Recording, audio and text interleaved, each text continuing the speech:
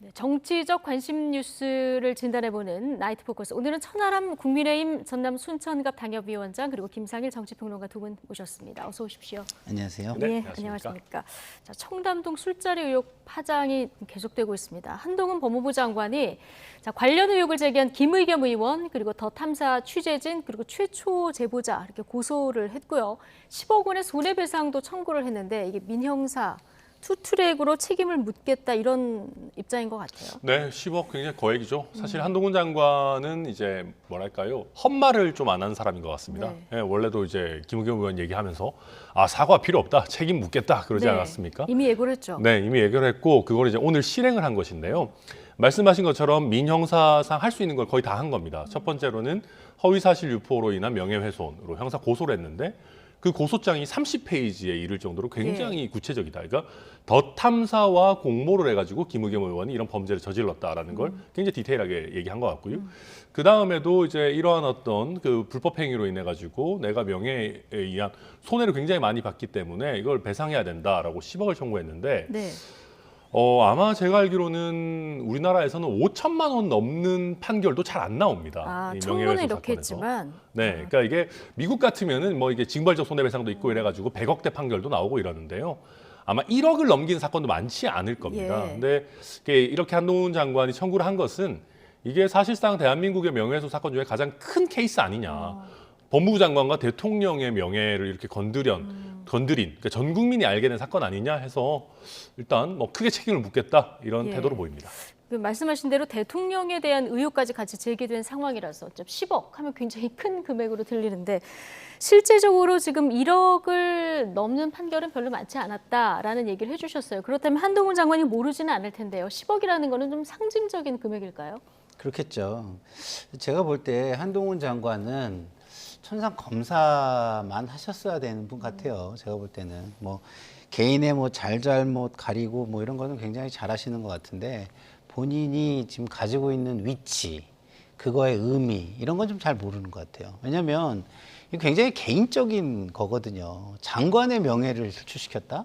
아니 민주주의 국가에서 장관 비판할 수 있죠. 힘이 있는 사람들을 비판할 수 있습니다. 그럼 힘이 있는 사람들은요. 그 힘을 가지고 그거를 힘없는 사람에게 해명하고 입증을 해주면 돼요. 네. 근데 이제 그렇게 안 하고 모든 걸 법으로 지금 해결하는 거죠.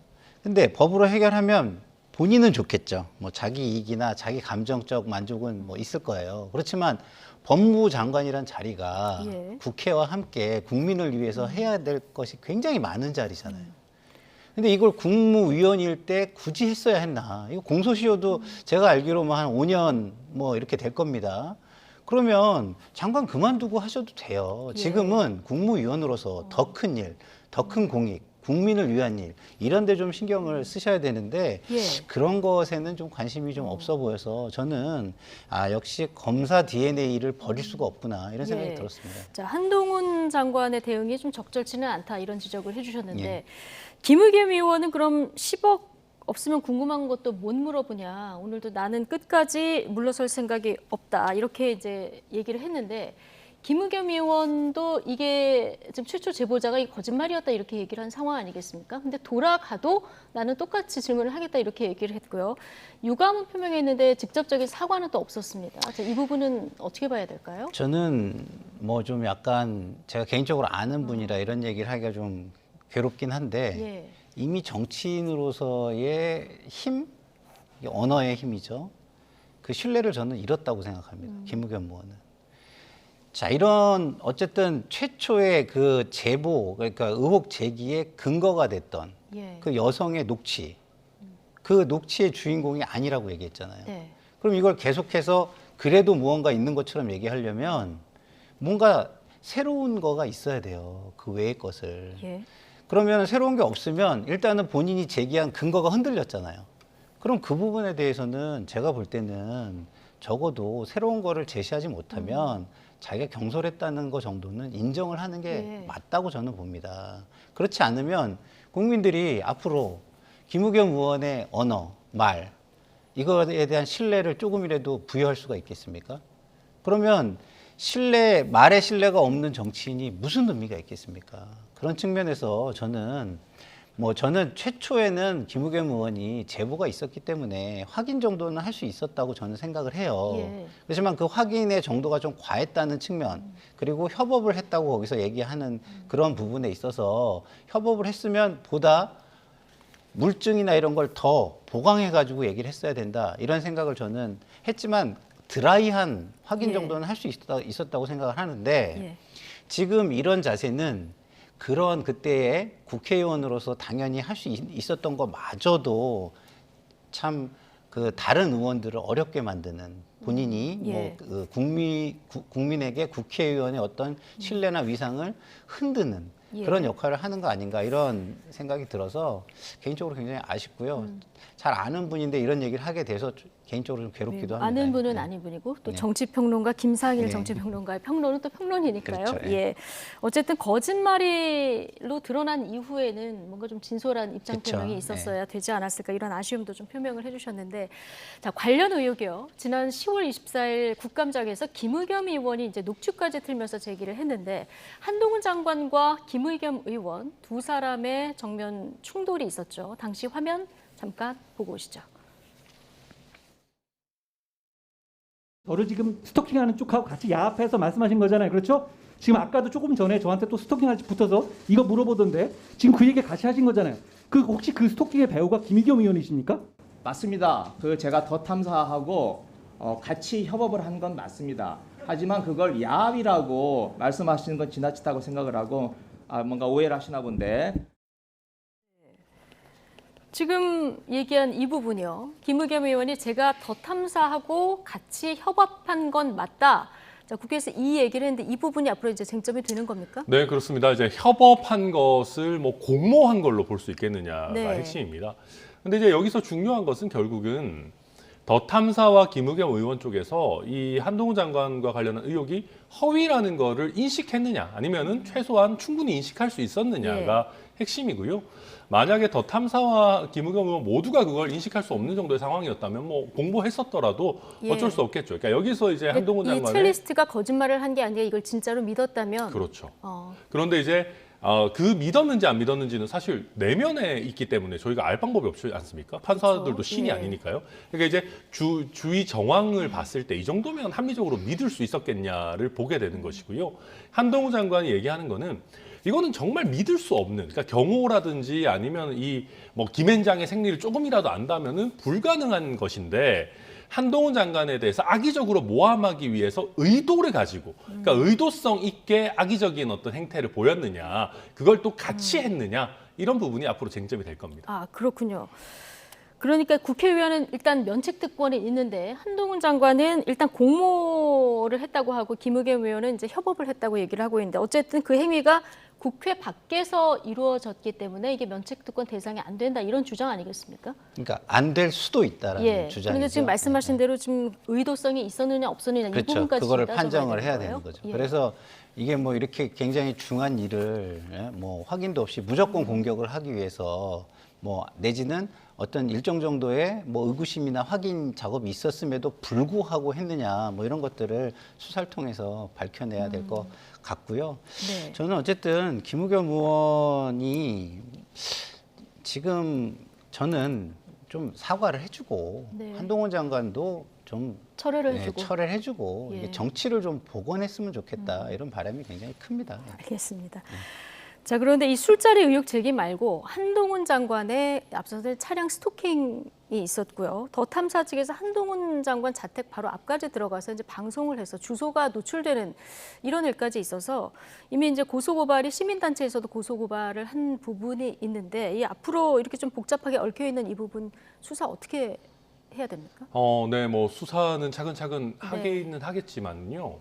저도 사실은 김상일 평론가님과 같은 생각입니다. 이게 이럴 일이 아닙니다. 그리고 어찌 보면은 국무위원이 임기 중에, 재임 중에 어떤 뭐 그게 뭐 야당 국회의원 됐든 다른 뭐 매체가 됐든 고소고발하는 게 별로 안 좋은 선례입니다. 예. 그럼에도 불구하고 사실은 역효과나 뭐 뭐 역풍 이런 게 별로 없어요. 왜냐하면 말씀하신 것처럼 저분들이 도를 넘었기 때문이거든요. 예. 막 집 찾아가지고 저렇게 막 도어랑 누르고 이게 사실 굉장히 공포스러운 일이란 말입니다. 아무리 한동훈 장관이 법무부 장관이라도. 예. 그래서 그러다 보니까 역풍이 없는데 만약에 김의겸 의원이 정말 진솔하게 사과하고 아니 내가 잘못했다. 더 탐사도 이런 거 좀 멈춰라라고 얘기했다면 한동훈 장관이 굉장히 뻘쭘한 상황이 됐을 겁니다. 예. 그럼에도 불구하고 고소고발을 했다면은 이게 정치적인 역풍을 맞았을 텐데 제가 양비론 이런 거 싫어합니다만은 둘 다 잘못하고 어떻게 보면 있기 때문에 이게 정치적으로는 플러스 마이너스 제로로 가고 있다.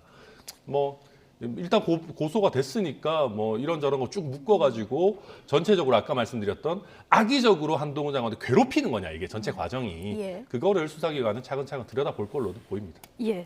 제가 짧게 좀 말씀을 드리면 양비론이라는 표현 저 되게 싫어하거든요. 네. 왜냐하면 우리나라에 두 사람의 의견 중에 한쪽에 줄 서야 되는 나라 아니잖아요. 제3의 의견이 존재할 수 그렇죠. 있잖아요. 예. 다양한 의견이 존재할 수 있는데 왜 무조건 한쪽 편을 들지 않으면 양비론이라고 우리가 일컬어져야 되는지 그 부분에 대해서 저는 동의하지 않는다 이런 말씀을 좀 드리고요. 이 상황에 대해서 저는 이런 말씀을 드리고 싶어요. 지금 고위층, 지금 지도층 인사들이 지금 생각해야 되는 게 이런 거예요. 남이 잘못한 게 있으면 내가 잘못해도 나의 잘못은 인정받을 수 있다. 이런 생각을 하는 것 같아요. 예. 그러나 남의 잘못이 나의 잘못을 정당화시켜주지 않는다. 이 말씀을 꼭 드리고 싶습니다. 저는. 예, 알겠습니다. 이런 가운데요. 또 대통령실이 김종대 전 정의당 의원 그리고 TBS 라디오 진행자죠. 김어준 씨를 오늘 또 형사 고발했는데 어떤 발언을 문제 삼고 있는 걸까요? 직접 듣고 오시죠. 국방부 고위 관계자로부터 사실은 그 육군 참모총장 공간에 천공이 나타났다. 용산 그 국방부 청사 앞에 헬기장이 있는데 헬기장 앞에 육군 참모총장 서울사무소가 있습니다. 네, 여기에도 천공이 다녀갔다. 이런 어떤 구체적인 증언을 듣기 이릅니다. 천공이라고 하는 사람이 거기를 둘러보고 그리고 나서 육군 참모총장 관저가 아니라 한남당 외교공간으로 바뀐 것에 영향을 준 게 아닌가 이런 추정을 해볼 수도 있겠네요. 네, 자, 윤 대통령이 관저를 물색할 때 이제 천공으로 알려진 역술인이 개입했다. 자, 이런 주장이고요. 근거는 국방부 관계자의 이야기를 들었다. 이건데요. 자, 이에 대해서 대통령실도 경호처도 육군도 다 아니라고 하고 있어요.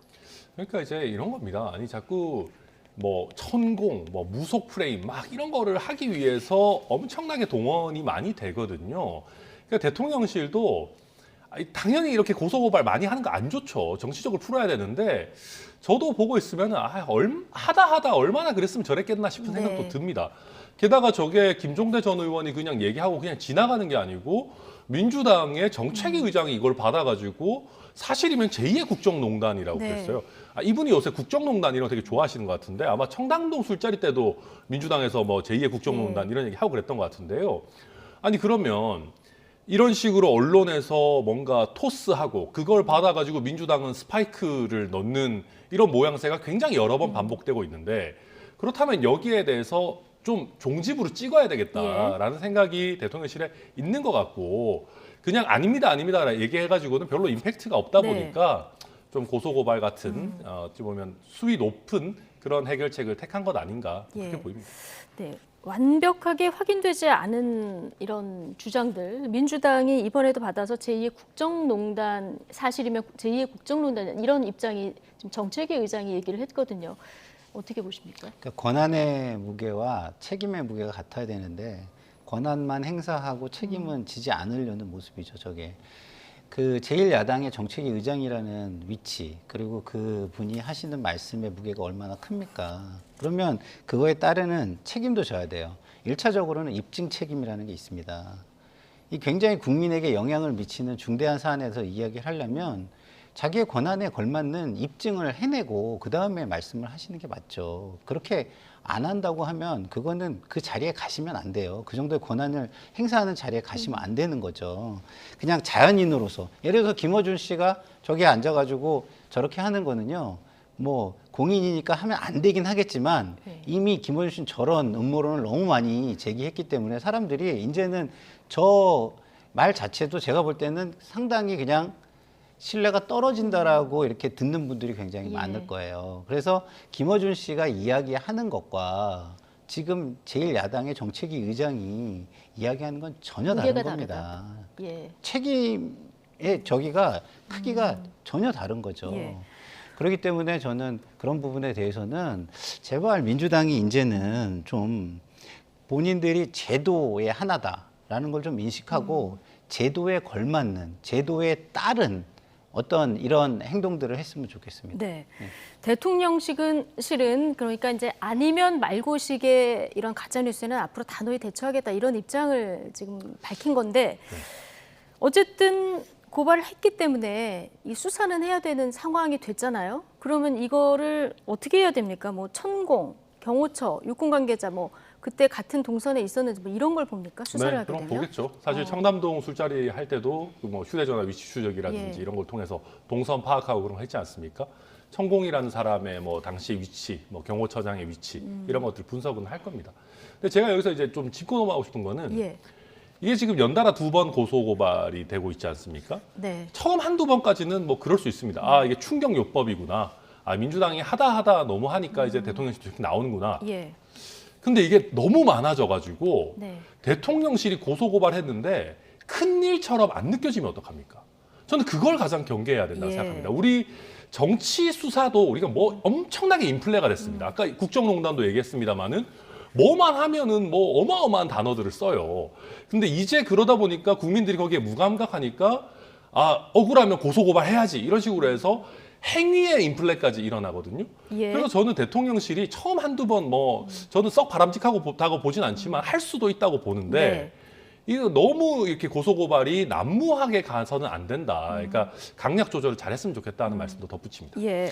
그러니까 저는 이게 야당이 좀 깨달아라, 사과해라 이런 걸 전제로 한 행위면 예? 사과를 했을 때 이제 철회하겠다 이런 걸 전제로 한 행위면 저는 뭐 그럴 수도 있다고 생각해요. 그렇지 않다고 한다면 저는 아까도 말씀을 드렸지만 예. 대통령이란 자리가 국민을 먼저 생각하지 본인의 기분이나 본인의 작은 이해를 먼저 생각해야 되는 자리는 아니잖아요. 그럼 야당과 어쨌든 주고받기를 하든 뭘 하든 성과를 국민을 위한 성과를 내셔야 되는데 이런 식으로 하면 국민을 위한 성과를 내는 거는 사라지고 예. 본인의 어떤 만족 이것만 남는 거예요. 그래서 그런 부분이 굉장히 저는 안타깝고요. 또 하나 안타까운 거는 이 정도는 충분히 해명할 수가 있잖아요. 예. 그 해명을 통해서 야당의 정책위 의장을 굉장히 무한하게 만들 수 있잖아요. 그리고 신뢰를 좀 떨어뜨릴 수 있잖아요. 그러면 그 정도만 해도 정치적으로 저는 승리한 거라고 보거든요. 민심은 대통령 쪽으로 대통령 가다. 쪽으로 가는 거죠. 예. 근데 이렇게 강대강으로 가면은 아, 다 똑같은 사람들이네 하고 정치 혐오만 남게 되고 그러면 그 정치 혐오를 일으키는 사람들의 어떤 권한만 남는 거죠. 책임은 사라지고. 그래서 저는 국민들께서 굉장히 갑갑할 것이다. 거의 질식하는 느낌? 질식하는 네? 느낌. 그런 느낌을 갖지 않을까. 요새 정치를 보면서 이런 안타까움이 예. 있습니다. 예. 그러니까요. 자, 현직 법무부 장관, 대통령실 뭐 최고 권력 기관인데 직접 고소 고발에 나서는 것 국민들이 보기에 좀 자칫하면은 좀 질식하는 느낌으로 볼 그쵸. 수도 있다. 자, 두 분이 오늘 해법을 제시를 해주셨는데 가짜 뉴스에 가까운 이런 발언을 하시는 분들은 사과를 하고 그렇죠. 고소하신 분들은 고소를 네, 좀 취하를 하면 취하를 하고 네. 자, 이렇게 좀 해법을 제시해 줬는데 이런 해법이 좀 양쪽에서 다 들으실지 모르겠습니다만은 좀 통했으면 좋겠습니다. 하라고 이렇게 뭐 했으면 좋겠는 건 꼭 안 예. 하시더라고요. 그래서 오히려 설마 이건 안 하겠지 싶은 네. 걸 다 하시더라고요. 그래서 예. 모르겠습니다. 그래도 점점 이렇게 싸우다가 지쳐서 화해라도 좀 했으면 네. 좋겠다 이런 생각입니다. 예. 네. 자, 집권 여당 소식으로 넘어가겠습니다. 윤석열 대통령의 관저 식사 정치가 본격화되는 걸까요? 최근 열흘간 최소 7차례 관저 만찬이 있었다 이렇게 전해지고 있는데요. 어떻게 보십니까? 네, 사실 관저 만찬 이전에도 대통령께서 저녁 때 뭐 여당의 의원들과 식사 자리 갖고 이런 게 사실 많이 있었습니다.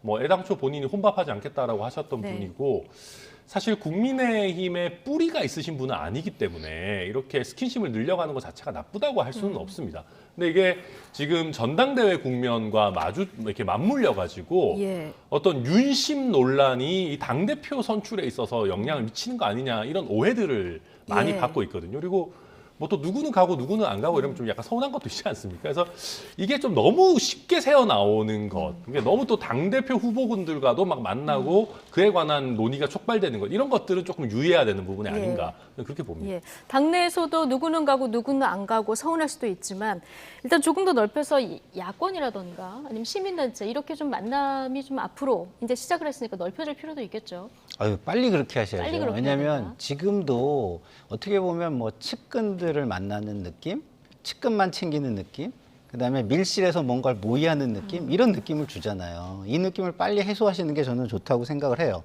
왜냐하면 이 느낌을 빨리 해소하지 못하시면 제가 볼 때는 지금 국민의힘은 대통령을 향한 충성 경쟁, 줄서기 경쟁 이것만 남을 거예요. 그러니까 국민은 사라지는 거죠. 그냥 윤심을 내가 받을 수 있느냐, 그 대통령의 그 눈빛, 햇빛을 내가 쬐을 수 있느냐, 이런 윤바라기 정치만 남게 될 거기 때문에 저는 하루빨리 진짜 그 대통령의 모습, 모든 국민들을 생각하고 국정을 생각하고 국민의 미래를 생각하는 그런 모습으로 돌아와 주기를 저는 바랍니다. 예. 어쨌든 저희가 그래픽으로도 정리를 해봤습니다만은 최근에 만난 분들이 뭐 윤핵관 4인방, 국민의힘 지도부, 김기현 의원 단독으로 봤고요. 주호영 의원도 마찬가지고 한동훈, 이상민 장관 포함한 뭐 내각. 자, 이러다 보니까 이게 어떤 만남이냐, 어떤 의도냐 이게 해석이 굉장히 다양하게 나오는데요. 당내에서는 어떻게 보겠습니까? 다들 당대표 선거와 영향이 아예 없을 수 있겠느냐. 당대표 선출과 예, 에 대한 윤심이 뭔가 그러니까 뭐 예를 들면 직접적으로 윤 대통령이 네. 어떤 지시를 내리거나 뭐 방향성을 주진 않는다 하더라도 거기에 관해서 자연스러운 얘기들이 나오지 않겠느냐. 그리고 이제 그런 얘기들이 사실 현출이 된 게 그 뭐 MZ 세대 뭐 수도권의 인기 좋은 당대표 예. 이런 식으로 뭔가 말 맞춘 것 같은 워딩들이 나오지 않습니까? 그러니까 이게 아니 너무 이 대통령 만나고 나와가지고 똑같은 얘기들을 하네. 뭔가 얘기가 주고받나 보네. 이런 느낌을 사실은 당내에 풍기죠. 예. 그런 부분들이 있는 것이고요. 그러니까 이게 차라리 뭐 그러면 예를 들면 완전히 오픈해가지고 당 대표 나가는 사람들을 뭐 한 명씩 불러가지고 뭐 포부도 들어보고 우리 뭐 얘기도 나누고 해보겠다라고 하면 모르겠는데. 이게 비공개인데 공개되는 것처럼 뭔가 되게 어설프게 이루어지고 있단 말이에요. 네. 그래서 그러다 보니까 당에서도 아니 이거 왜 이렇게 가는 거지? 라는 사실 다들 좀 의아해하고 있는 부분들이 네. 분명히 있습니다. 이 소규모로 지금 모임이 있는 거잖아요. 이게 관저라는 어떤 그 청와대를 나와서 이제 관저에 있기 때문에 관저라는 공간 영향도 좀 있을까요? 네, 근데 이게 물론 아주 잘 쓰게 되면은 친밀감도 줄 수 있고 서로 이제 내밀한 뭐 깊이 있는 얘기도 할 수 있어서 좋은 겁니다. 사실 외국에 있는 정상들도 이런 거 자주 하거든요. 네. 근데 이제 한국 정치에서는 아직까지는 뭐랄까요? 좀 평등하게 모두를 대하고 대통령이 당과 개입하지 않는 모습을 보는 게 더 네. 익숙합니다, 국민들이. 그러다 보니까 이렇게 개별적으로 만나가지고 얘기하면 아까 평론가님 말씀해 주셨지만 뭔가를 어떻게 밀실에서 모의하는 것 같은 느낌을 줄 수가 있거든요. 그래서 그런 것들을 우리가 어떻게 떨쳐낼 거냐. 그리고 만약에 그거를 쉽사리 떨쳐낼 수 없다면은 오해받을 타이밍에는 이런 걸 차라리 좀 피하고 야당의 원로들을 만난다거나 이런 식으로 좀 선회하는 것도 필요하겠다. 저는 그렇게 봅니다. 뭐 윤상현 의원 같은 경우는 대통령을 선거판에 끌어들이면 안 된다. 이렇게 되면 친윤 비윤 대결로 변질될 우려가 있다. 이렇게 볼멘 소리도 이제 하는 분위기들도 좀 감지가 되는 것 같은데요. 자, 대선 선거운동에 참여하고도 윤 대통령 취임식에 초대받지 못해서 아쉬움을 표하기도 했던 나경원 부위원장. 자, 오늘 한마디 했습니다. 발언 듣고 오시죠. 그러니까 아직 관전은 안 가보셨겠네요. 관전은 뭐 아직 못 갔습니다. 뭐 특별한 분들만 가시는 것 같네요. 관저 갔다 와야지 낙점이 된다고. 일단 윤심이 한동훈 장관은 아니라고 보세요. 당대표로서. 더 귀하게 쓰시려고 하지 않을까. 더 귀하게. 않을까 그런 생각도 해봅니다. 대통령께서 그런 자리를 좀 험한 자리를 맡기지 않으시지 않을까 이렇게 생각을 합니다. 워낙 이뻐하시니까. 자, 나경원 부위원장도 아직 관저는 못 가봤다 이렇게 얘기를 했는데 어쨌든 지금 윤심이 당대표로 한동훈 장관은 아니라고 보냐 이렇게 앵커가 질문을 했는데요. 네. 나 부위원장이 더 귀하게 쓰시려고 하지 않을까 그런 생각도 해본다 이렇게 얘기했거든요. 더 귀한 거라면 어떤 걸까요? 아니 저는 뭐 애써 부인하시는 것 같아요. 애써 부인하는 것 같다. 왜냐하면 예. 제가 뭐 정치권에 뭐 중요한 자리는 맡지 않았지만 올해 한 20년 가까이 제가 눈칫밥을 먹으면서 있었는데요. 예. 곰곰이 생각을 해봐도 주호영 원내대표, 정진석 비대위원장이 다른 당권 주자가 줄줄이 있는데 척질만한 일을 굳이 왜 하겠어요? 예. 본인들이 나서려고 하지 않느나. 이름까지 거론하면서. 그렇죠. 이런 얘기가 기존 주자들을 깎아내리고 기존 주자들의 어떤 경쟁력을 저하하는 거잖아요. 그러면 굳이 갑자기 왜? 그러면은 우리 같은 사람은 그래 관저에 갔다 와서 뭔가 여기에서 뭔가 플랜이 가동이 되는구나 이런 네. 생각을 할 수밖에 없는 것이고요. 거기에 지금 뭐 MZ 세대 이런 얘기가 나온다면 지금 당권 주자로 거론되는 분 중에 가장 젊은 사람이 누굽니까? 한동훈 장관 아니겠습니까? 당연히 떠올리게 되는 것이죠. 그래서 참 여론 떠보기를 하는 거 아닌가 이런 생각이 좀 들고요. 네. 저는 이렇게 그런 선거를 생각하고 이런 걸 좀 일찍 하시지 이런 생각이 들어요. 안 그랬으면 이준석 당대표 그런 식으로 쳐내기, 정적 제거 뭐 이런 거 좀 자제를 좀 하실 수 있지 않았을까요? 좀 그런 생각이 듭니다. 예, 어쨌든 주호영 원내대표가 수도권 MG 대표론 이 발언한 이후에 한동훈 차출론 이게 다시 부각되는 상황 아니겠습니까? 근데 이거를 좀 궁금해 하시는 분들이 있던데, 자, 어떤 여러 가지 해석을 떠나서 한동훈 장관이 수도권과 MZ 세대 그렇다면 정말 이만큼 경쟁력이 있는 건가? 어떻게 보십니까?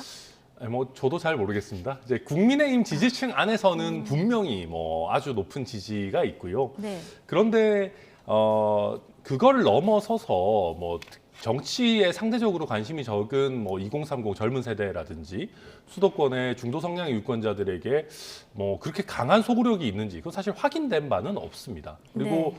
워낙 이제 뭐 대통령의 최측근으로 알려져 있기 때문에 대통령의 지지율에 좀 연동되는 그런 예. 요소도 많지 않을까 싶고요.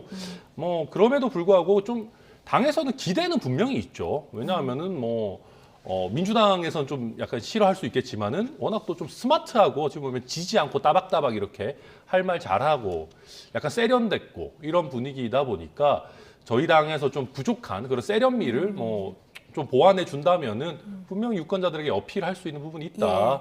뭐 그런 정도로는 얘기는 많이 되고 있는 것 같습니다. 네. 김성훈 평론가는 어떻게 그러니까 보십니까? 아직까지는 그런 이미지가 좀 남아 있어요. 그러니까 처음에 그런 이미지가 굉장히 신선하게 다가왔던 게 사실이고, 근데 국무위원을 하시면서 마치 정치인처럼 한 진영을 대변해서 싸우듯이 진영 논리에 계속 매몰돼 가는 모습을 보면서 한동훈 장관의 개인적인 매력은 많이 사라지고 있고 오히려 진영을 대표하는 인물로서 각인이 많이 되고 있거든요. 그러면 중도층의 소구력은 저는 점점점 사라지고 있는 상황이다. 일부 남아있긴 하지만 그렇기 때문에 총선에 그만큼의 기대하는 만큼의 뭐 윤 대통령의 윤피셜로 이렇게 볼 때 그게 나올까? 저는 그 부분에 대해서는 상당한 뭐 개인적인 의구심을 가지고 있습니다. 네.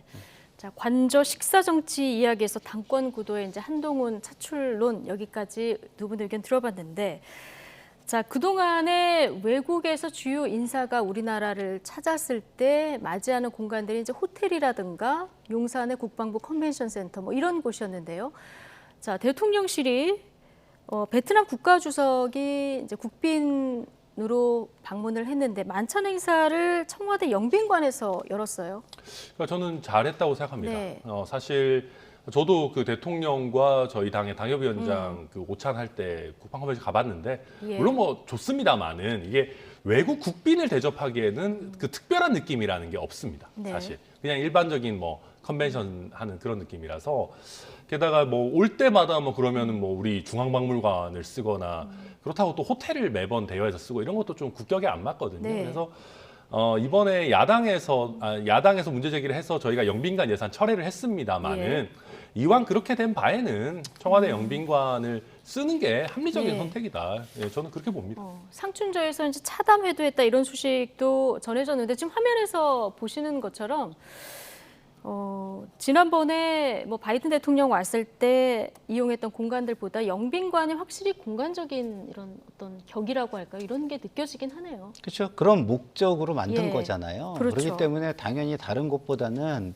뭐 경호의 측면으로 보나 목적적인 측면으로 보나 당연히 거기를 쓰는 게 맞고요. 네. 그리고 그런 걸 쓰지 않고 새롭게 예산을 낭비하는 걸 야당이 비판을 했잖아요. 근데 쓴다 그러니까 또 비판을 하는 건 전 안 맞다고 보고요. 네.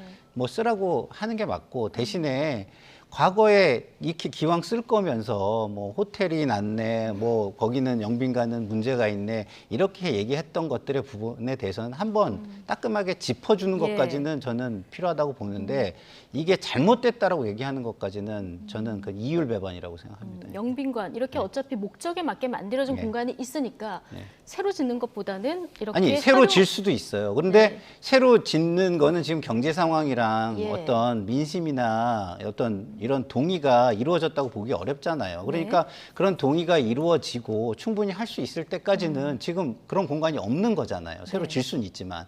그런데 그동안은 이걸 쓰는 게 합리적인 거죠. 결과적으로 잘했다 예. 이렇게 보시는 건데 그런데 이제 영빈관에서 국빈을 맞는 모습 좋은데 이제 야권을 중심으로 지금 비판도 나오는 것이 출근길 문답도 중단이 된 이런 상황에서 영빈관을 또 사용하게 되니까 그럼 청와대를 왜 나왔냐 이제 도돌이 얘기가 또 나옵니다. 그러니까 저는 영빈관 문제는 그렇다 치는데 이 출근길 문답 문제는 사실 저희도 좀 아픈 부분입니다.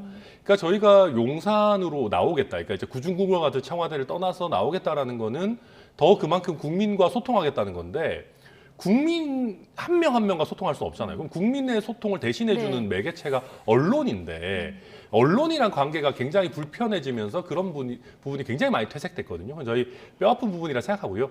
다만 그럼에도 불구하고 이 형식이 내용을 지배하는 부분이 있습니다. 그러니까 청와대는 너무 좀 궁궐 같긴 해요. 그래서 약간 딱딱하지만 일상적인 관청 같은 용산 청사로 온 거 그 자체가 나름대로 보여주는 면은 있다. 대통령은 네. 왕은 아니다. 이거를 어떤 상징적으로 보여주는 뭐 그 정도의 느낌은 있다 네. 생각합니다. 네. 탁현민 전 청와대 의전 비서관이 당연한 일을 참 어렵고 힘들게 돌고 돌아왔다. 이 얘기하면서 이제라도 청와대와 그 부속 건물의 용도와 기능, 역사성과 의미를 되새겼으면 좋겠다. 이런 얘기를 했는데 자, 9월에 영빈관 신축 예산 878억 원 이거 언론에 먼저 보도가 나왔다가 대통령이 그렇죠. 철회하라 이렇게 예. 지시를 내렸고요. 7월에는 또 문체부에서 영빈관 프리미엄 전시장으로 쓰겠다 이런 보도도 나왔어요. 네. 어쨌든 영빈관이 이런 공간이 지금 남아 있다고 하면은 청와대 여러 공간의 활용 방안 이걸 좀 긴 안목에서 지금이라도 좀 정책에 논의해야 되는 거 아닌가 이런 그렇죠. 의견이 많습니다. 예. 그러니까 그 대통령 공약으로 이것이 실현이 된 거잖아요. 그러면은 그 대통령 공약을 어떻게 실현할 것인지에 대해서 인수위에서 구체적인 청사진을 만들어 가지고 국민한테 보여드리고 의견을 수렴하고 그 동의를 구하는 절차를 밟았어야 됐다고 저는 생각을 해요. 예. 그런데 이제 그런 게 좀 없었기 때문에 무언가를 하려고 할 때마다 그거에 대한 지금 어떤 반론이 제기되고 비판이 제기되고 그러는 것이거든요. 그러니까 말씀하신 대로 차제에 네. 이런 것들을 앞으로 어떻게 하면 좋겠는지 그거를 의견을 이렇게 모아서 계획을 짜고 국민들한테 뭐 이렇게 네. 프레젠테이션 같은 거를 해서 동의를 구하는 절차를 네. 가지면 참 좋겠다 이런 생각이 듭니다. 문화재청, 네. 문체부 이렇게 따로따로 계획 세우지 말고 예. 다 같이 모아서 어떻게 활용할 것인가 이 결론을 그렇죠. 좀 예. 합리적으로 내는 것이 예, 중요하다. 그리고 저게 지금 청와대 공간이라는 게 역사적으로 의미가 굉장히 크잖아요. 그렇죠. 그렇기 예. 때문에 그 모두의 시각이 다 있단 말이에요. 일반 국민의 시각도 있고 문화를 전공하는 사람의 시각도 있고 관광을 전공하는 사람의 시각도 있고 경제를 하는 사람의 시각도 있고 뭐 여러 가지 있지 않습니까? 그렇기 때문에 그런 걸 다 모아서 가장 좋은 종합 플랜을 만들면 좋겠습니다. 네. 민주당 얘기해 보겠습니다. 어제 취임 100일을 맞은 이재명 대표 기자회견은 하지 않았고요. 자, 소감을 SNS에 짤막하게 오늘 남겼습니다. 민생과 민주주의를 지키면서 흔들림 없이 가겠다. 어떤 어려움이 있더라도 언제나 국민과 당원을 중심에 두고 가장 민주당다운 길 그리고 가장 이재명다운 길을 걷겠습니다. 이렇게 남겼는데 가장 민주당다운 길, 가장 이재명다운 길은 어떤 겁니까? 저는 잘 모르겠어요. 그러니까 그 기본적으로 민주당 이러면은 서민, 중산층을 위한 정당 그리고 새로움을 추구하고 변화를 추구하는 정당 이거 아니겠습니까? 예. 그러면 그것에 가장 부합하면서 이재명의 아이디어, 이재명의 비전을 거기에 그 보여주는 어떤 식으로 그거를 실현하겠다. 이게 이재명의 길이라고 저는 생각을 하는데 그런 것들이 지금 별로 보이지 않는 상황에서 말씀을 그렇게 하시니까 아, 좋은 말씀이다. 네. 뭐 여기에서 그냥 끝나는 정도뿐이 저는 좀 못 느끼겠고요. 좀 네.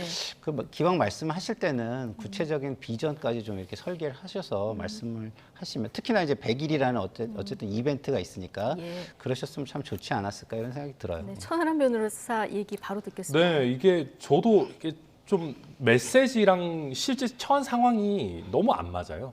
흔들리지 않고 누구보다 많이 흔들리는 당대표거든요. 게다가 이재명답게 가겠다. 이재명답게 가는 거면은 기자회견을 하셨어야죠. 예. 사실 이재명 대표가 다변이고 달변이십니다. 지금까지 그리고 본인이 여러 가지 상황에서 본인의 포지션을 명확하게 국민들에게 얘기하면서 뭐 다소 포퓰리즘적이다라는 비판을 받더라도 여론과 함께 호흡하면서 지금 민주당이라는 거대 정당의 대선 후보도 되고 당대표도 되신 거거든요. 정면 돌파를 하는 느낌의 캐릭터였단 말이에요. 예. 근데 지금은 움츠려드는 느낌이에요. 100일 기자회견도 안 하고 다 뭐 기자들이 물어봐서 뭐 대장동에 대해서 질문해도 다 묵묵부답이고 야권 관계자는 심지어 지금부터 얘기하는 건 전부 다 법적으로 문제가 될 수 있고 증거가 될 수 있으니까 우리가 말 안 한다. 아니 그런 게 이재명다운 게 아니거든요. 그리고 저는 정치인이 가장 몰락했다라는 거를 그 명징하게 보여주는 게 정치보다 법을 먼저 생각할 때거든요. 특히 법조인 출신들한테 많이 나타나는데 앞서도 아니, 얘기를 해주셨죠. 예, 예. 법적인 책임이 무서워가지고 입을 못 연다. 그럼 정치 어떻게 합니까? 특히나 야당 대표는요 갖고 있는 게 말밖에 없어요. 여당 대표는 하다못해 뭐 정부라도 동원하고 행정권의 그 부스러기라도 갖고 있을 수 있지만 야당 대표는 갖고 있는 게 말밖에 없는데 말을 못하는 당대표가 됐다? 저는 굉장히 좀 어려운 상황이다 이렇게 예. 봅니다. 가장 이재명다운 길을 걸으려면 정면 돌파. 어제 기자회견도 했어야 됐다. 네. 이런 의견이신데요. 자, 박영선 전 중소벤처기업부 장관 취임 100일을 맞은 이재명 대표에 대해서 이렇게 평가했는데요. 직접 듣고 오시죠. 사법 리스크는 이미 예견됐던 것이고요. 그래서 이것은 이것대로 한 축으로 가고 새로운 민주당의 미래 비전을 저는 던졌어야 한다. 이재명 당대표 취임 이후에 지금까지 100일 동안 이러한 새로운 미래 비전, 그다음에 민주당의 새로운 이미지 이런 것들이 형성되지 못했다는 것이 굉장히 저는 아쉽다 이렇게 생각하고 있습니다. 민주당이 과감히 저는 털고 공천권을 당대표가 갖지 않고 국민에게 돌려주는 디지털 정당으로 가야 된다. 다오 시스템을 도입해야 된다. 네, 박영선 전 장관 얼마 전에는 이제 분당 가능성까지 언급을 했었었는데 자, 취임 100일 맞아서 사법 리스크와 별개로 민주당이 미래 비전을 보여줬어야 하는 것 아니냐 이렇게 얘기를 하면서 어떤 얘기를 했냐면 이 대표가 공천권을 내려놔야 된다 이렇게 주장을 했거든요. 마지막에 말한 다오 시스템이라는 얘기를 했는데 이건 정확히 어떤 얘기입니까? 그러니까 이제 좀 제가 설명할 게 좀 네. 많은데요. 네. 기본적으로 이재명 당대표가 그 공천권을 내려놔야 된다의 방점이 있는 게 아니라 이런 디지털 정당으로 다오라는 어떤 시스템을 가진 디지털 정당으로 가면 당대표가 공천권을 행사하지 않잖아요. 그래서 그 정당으로 가는 걸 추진하면 그 자체가 공천권을 내려놓는 것이다라는 걸 이야기한 것이죠. 다시 말해서 그 디지털 정당을 소개한 것인데 네. 마치 이재명 대표가 당권을 내려놔라. 이게 뭐 핵심인 것처럼 지금 보도가 돼서 좀 제가 볼 때는 좀 안타까운 것 같고요. 네. 다오라는 게 이제 그 우리가 블록체인 기술이 발전하면서 중앙 집권적인 어떤 보증 기관이 없어도 개개인들의 거래가 보증이 자연스럽게 이루어지는 그런 거잖아요. 그러니까 그 개념을 그렇죠. 정당에다 그래서 개인들이 그 후보를 추천하거나 뭐 이럴 때 이런 것들이 중앙에서 어떤 뭐랄까 그 보증, 감시, 관리 이런 게 없이 이루어질 수 있는 블록체인 시스템 기반의 정당 이걸 만들면 공천 같은 게 굉장히 민주화될 수 있다 이런 예. 말씀을 하시는 건데 이상적으로 들리는데 그렇죠. 현실적으로 가능할까요? 저게 보완할 게 몇 가지가 있어요. 네. 하나는 기본적으로는 우리가 선거를 치르면 그 결과를 담보해야 되잖아요. 그렇기 때문에 선거인 명부라는 게 존재하는 겁니다. 선거인 명부라는 게 없으면 그 선거가 잘못됐는지 잘못되지 않았는지를 우리가 검증할 수가 없어요. 그래서 선거인 명부에 해당하는 검증 시스템이 하나가 필요할 것이고요. 두 번째는 개개인들의 역량을 믿긴 하지만 그것이 다른 분야의 사람들과 토론을 통해서 숙이라는 게 존재하지 않는다면은 결국에는 이게 파퓰리즘으로 흐를 가능성도 좀 존재하거든요. 그래서 뭐 기본적으로 해결해야 될 숙제가 몇 개 존재하는 거는 사실이지만 그것이 해결이 된다라고 전제를 한다면 굉장히 뭐 지금의 문제, 중앙당의 폐해 이런 거를 해결할 수 있는 한 방향 중에 하나이면은 예. 틀림없어 보입니다. 그리고 또 하나 좀 예. 제가 말씀드린 게 네네. 좀 전에 그 분당 가능성을 언급했다고 그랬는데 박영선 장관이 이야기한 건 분당 얘기한 적은 없어요. 당내 의견이 분열될 것이다 이렇게 분열될 얘기했죠. 것이다. 예. 결과적으로 이제 분당 가능성을 언급했다 이런 해석들이 나와서 그렇죠. 해석인 거죠. 예. 네. 알겠습니다. 앞으로 논의할 부분, 앞으로 이제 보완할 부분은 있지만 어쨌든 논의를 이어가기에 좀 충분한 그렇죠. 어떤 네. 개념이다 이렇게 얘기를 해주셨는데, 자 어쨌든 이재명 대표의 사법 리스크는 지금 거의 턱 밑까지 온 상황이고요. 대장동 의혹 수사 관련해서 지금 남욱 변호사 진술이 계속 나오고 있는데 이낙연 전 대표 측의 정영학 회계사가 예전에 왜 9월에 의혹 나왔을 네네. 때 정영학 회계사가 녹취록, 예. 녹취록이잖아요. 이거를 윤영찬 의원에게 넘겼다 이런 주장을 했어요. 김만배 씨한테 들었다면서 이런 주장을 내놨는데 파장이 적지 않습니다. 네, 사실 그 유영찬 의원이 이낙연 당시 캠프의 핵심이었죠. 거의 대변인 같은 역할을 했던 걸로 저도 기억하는데 저는 저 얘기 듣고 꽤나 신빙성이 있다라고 느꼈습니다. 왜냐하면 저희가 민주당 경선 당시에 대장동 얘기 터져 나오는 거 보면서 네. 국민의힘 사람들끼리 모여가지고 야 우리는 왜 이렇게 정보력이 없냐? 저희 뭐 내부에서만 이렇게 터지냐? 이런 얘기 많이 하고 그랬었거든요. 예. 실제로 지금 대장동 의혹이라고 하는 것들이 초기에 타져 나온 게 결국은 이낙연 캠프 쪽 아니었나라는 게 여의도에서는 좀 파다한 얘기였습니다. 그러다 보니까 이낙연 캠프의 당시 뭐 서른 의원이나 이런 분들도 이거 되게 구체적인 얘기들 있다, 뭐 더 큰 게 있다, 뭐 이런 식의 얘기들 많이 하셨었거든요. 그렇게 얘기하려면 뭔가 이 녹취록 같은 구체적인 물증이 있었기 때문에 가능했던 거 아닌가. 저는 그래서 뭐 아직 검증은 해봐야겠습니다만은 뭐 충분히 가능한 얘기다 그렇게 봅니다. 네.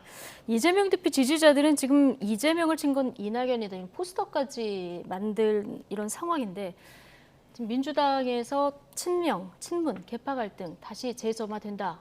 이런 얘기 분석들이 많이 나옵니다. 글쎄요, 뭐 저도 사실은 이재명 당대표 출마할 때 상당히 비판적이고 그걸 반대했던 사람이에요. 그래서 뭐 저 지금 커뮤니티에서 뭐 제가 무슨 얘기하면 많이 네. 저도 뭐 공격을 당하는 대상 중에 하나일 거라고 저는 생각을 하는데요.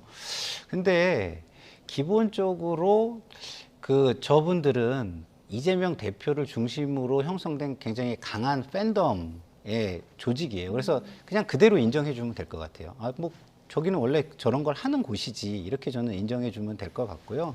그렇다고 해가지고 뭐 그때 반대를 했다고 해가지고 지금 당대표 선거 결과를 부정할 수는 없잖아요. 예. 그래서 제가 지난번에도 한번 말씀을 드린 것 같은데 저는 지금 이재명 당대표가 유감표명을 넘어서서 사실은 당으로 리스크가 전이되지 않는 결단을 내리는 게 맞다고 개인적으로 생각해요.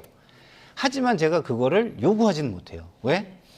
당대표 선거 과정에서 이미 이 정도를 다 알고 투표들을 하신 거거든요. 네, 모르고 투표한 건 아니다. 그렇죠. 그리고 압도적인 지지를 그렇죠. 받았다. 지지를 받았기 때문에 그 결과에 저는 승복을 해야 된다고 생각하기 때문에 제가 그걸 요구할 수는 없다고 생각해요. 그래서 기다려야 되는 거죠. 언제까지? 이게 정말 어느 정도 윤곽이 드러날 때까지는 기다릴 수밖에 없는 상황이다. 저는 이렇게 생각합니다. 기다림이 답이다. 아니 답은 아닌데요. 그럴 수밖에 제 입장이나 아니면 이재명 대표를 비판하는 입장에 있는 사람들은 약간 뭐 선거 결과를 승복한다면 그럴 수밖에 없는 입장이 아니냐 이런 생각을 가진 알겠습니다. 거죠. 자, 오늘 두 분 이야기는 여기까지 듣겠습니다. 천하람 국민의힘 전남 순천갑 당협위원장 그리고 김상일 정치평론가 두 분과 함께했습니다. 고맙습니다. 감사합니다. 고생하셨습니다.